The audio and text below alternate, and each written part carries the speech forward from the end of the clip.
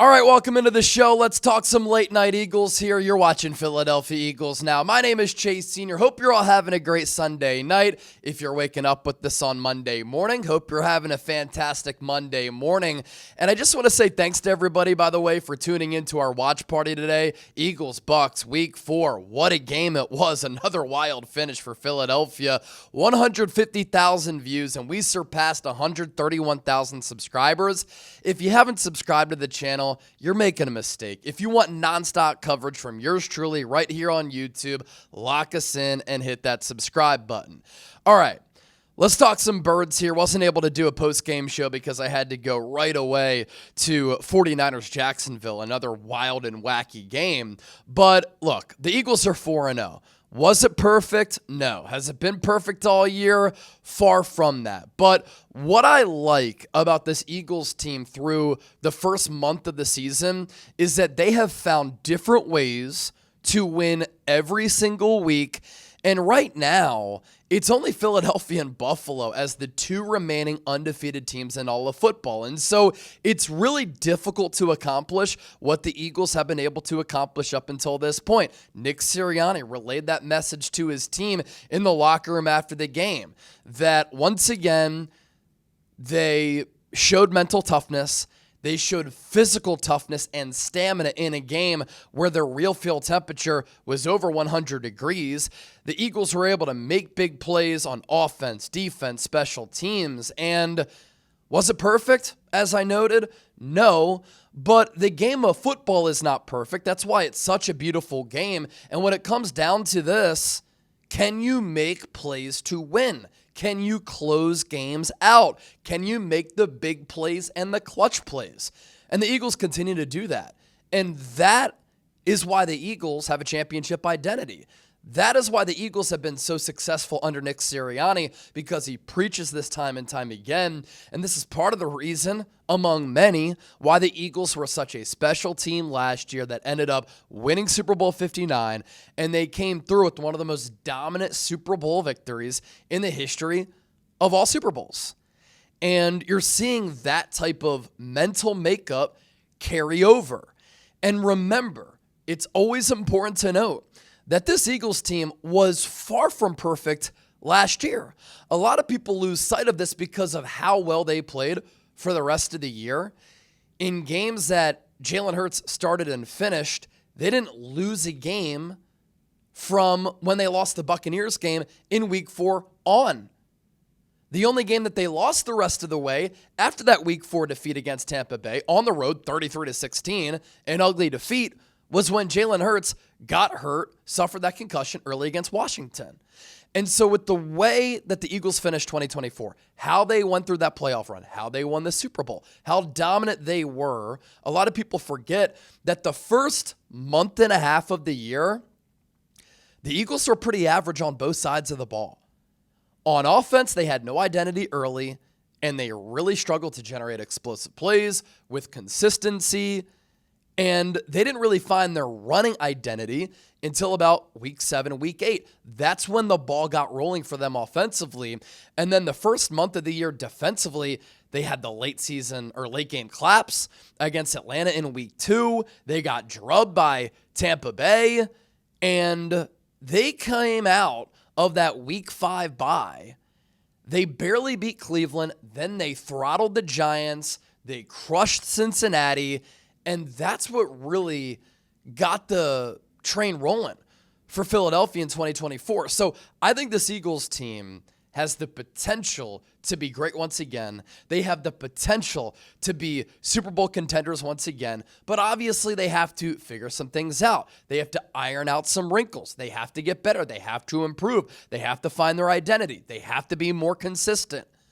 But this is a long season, and you never want a team peaking early. And under Nick Sirianni, since he came here in 2021, outside of 2023, the Eagles have always peaked late. And you see the glimpses of why this team can end up being really special. And today, another special win. In fact, I think that every win the Eagles have had this year has been an impressive win. It is not easy to start the season against your biggest division rival in the Dallas Cowboys to kick off the 2025 NFL season weird things happen in week 1. And in divisional games, oftentimes they're close. Philadelphia still won.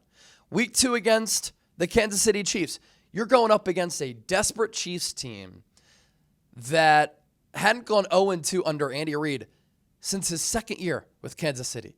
They had never lost 3 games in a row under Patrick Mahomes.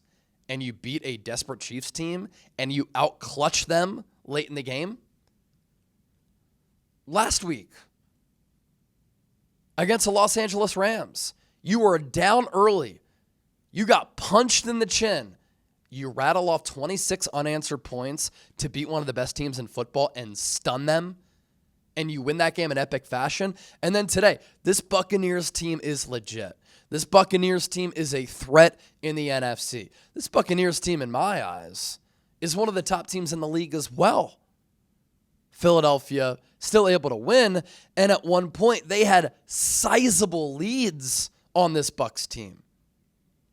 So this goes down as another tough, hard-fought, gritty game and gritty win where the Eagles held on to beat a quality opponent in a wild game, tough weather conditions with the real field temperature over 100 degrees for the entire game.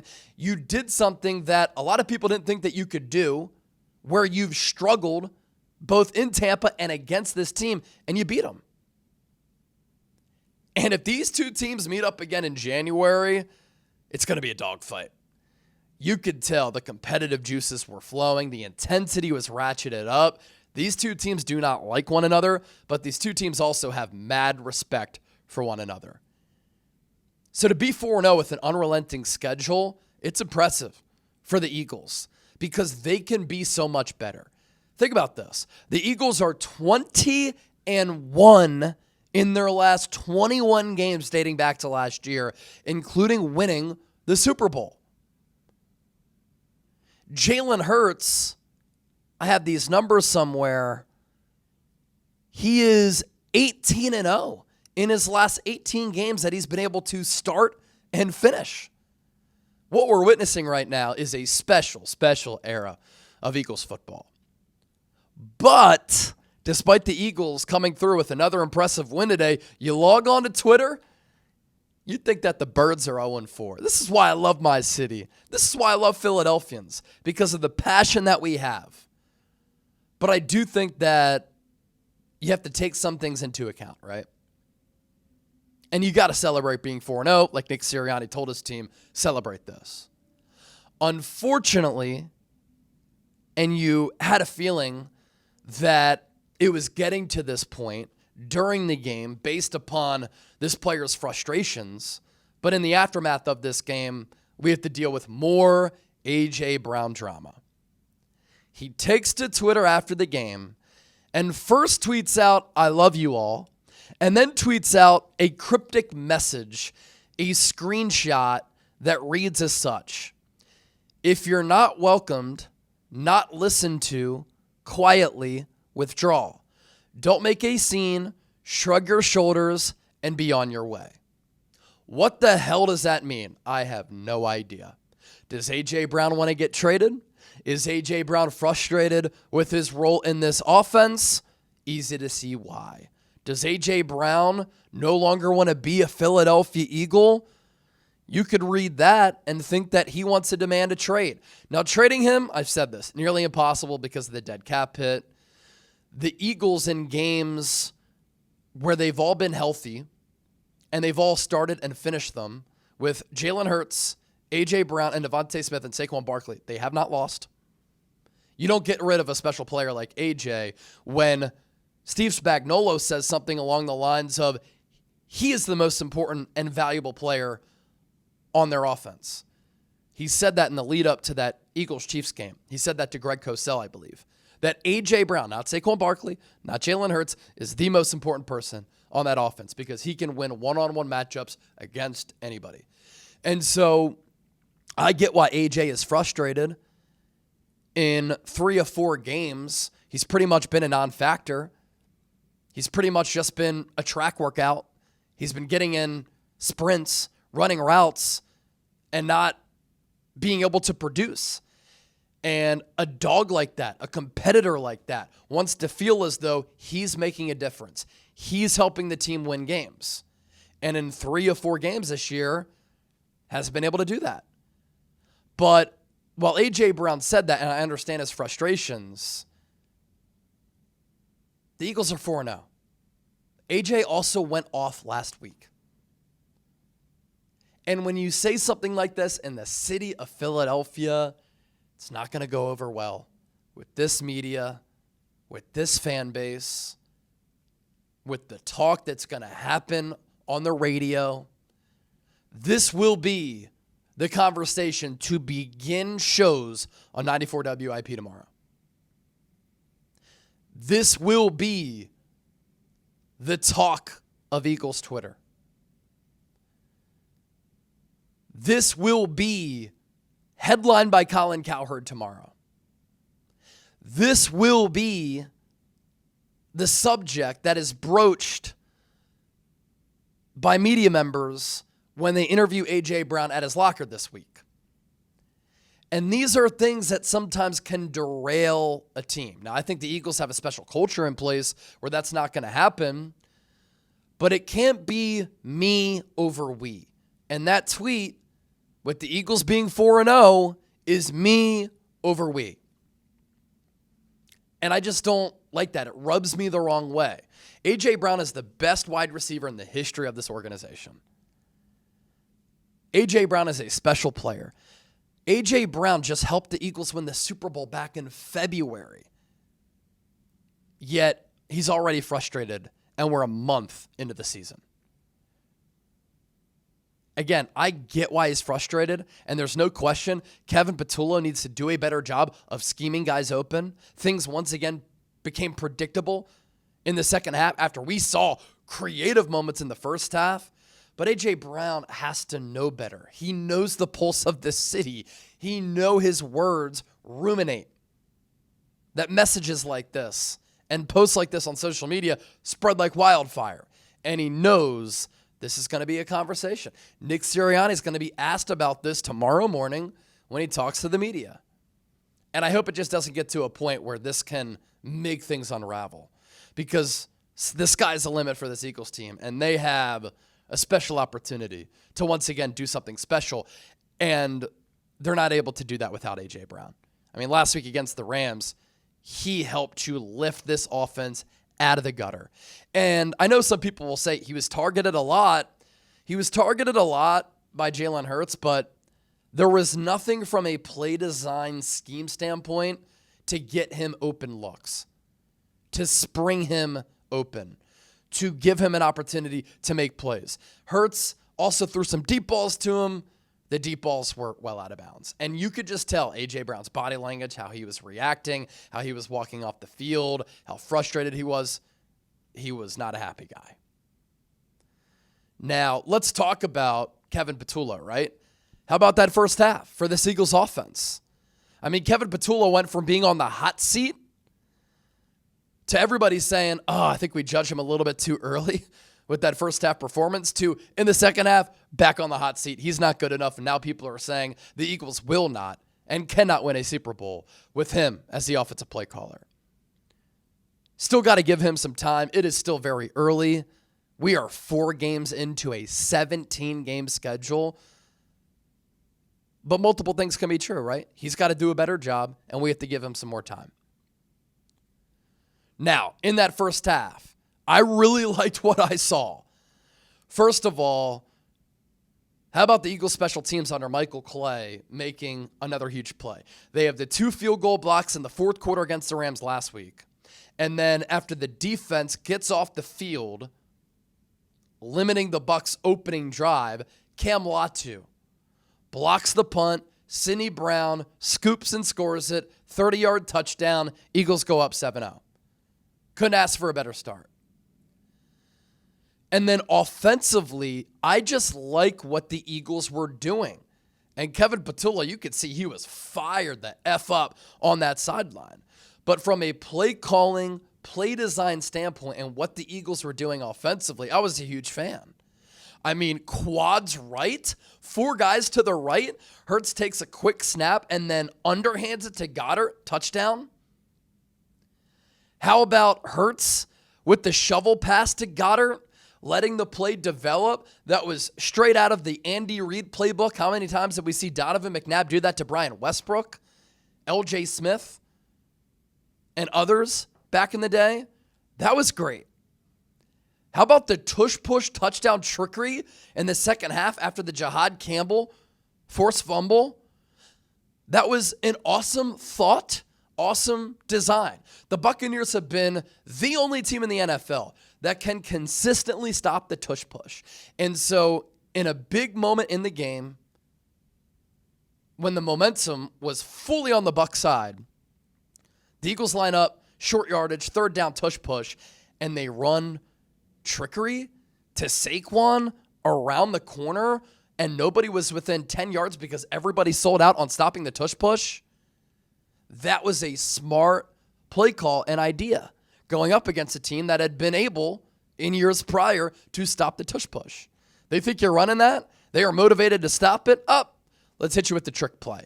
And that is why the tush push, ladies and gentlemen, should not be banned. Everybody likes to say it's not a creative play. How about when the Eagles do something like that? And don't get me started on the Eagles being the only team that's unstoppable with it. That was great. Now, those are the positives on offense. The negatives, this Eagles offense can't put together a full game. They can't put together a full 60 minutes. When they do, if they do, scary hours for the opposition because there's so much talent on that side of the ball. But the Jekyll and Hyde roller coaster seesaw way of living for the Eagles on offense, it's not sustainable. And today was a great example of that. They built up such a huge lead, that's why they were able to hold on and win. If they didn't, we'd be talking about an ugly loss for the Eagles. Hurts in that first half, 15 of 16. Couple of touchdowns, looking like an MVP. Hurts in the second half against the Rams. Couple of touchdowns, looking like an MVP. First half against the Rams, dreadful. Second half against the Bucs, Jalen Hurts did not complete a pass, if I'm not mistaken. Yeah, he finished the day 15 to 24. First half, he was, 15 of 16? So in the second half, 0 of 8 throwing. Now sometimes momentum, field position, the score, the time can dictate play calling.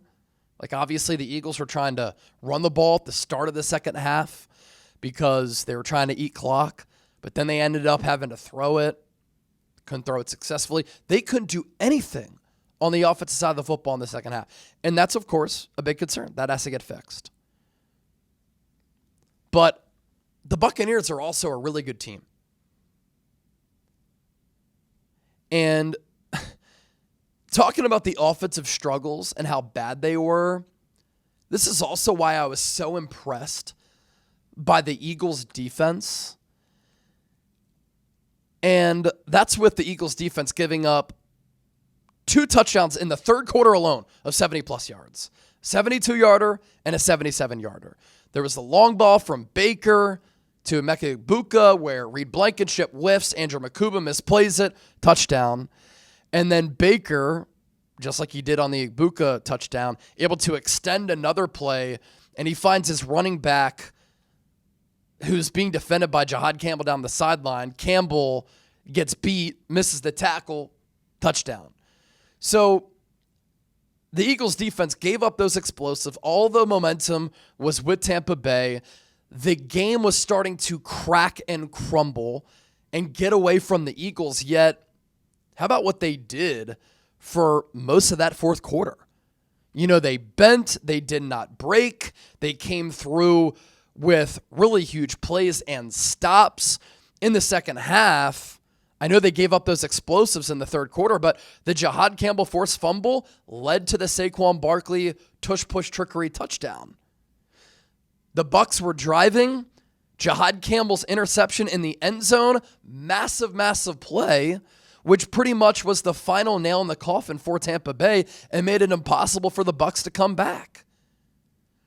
So the mental makeup of this Eagles defense to not completely collapse and fold, we've seen Eagles defenses in the past do that. We see teams all the time, every week in the NFL, who aren't able to maintain that type of mental fortitude for an entire game.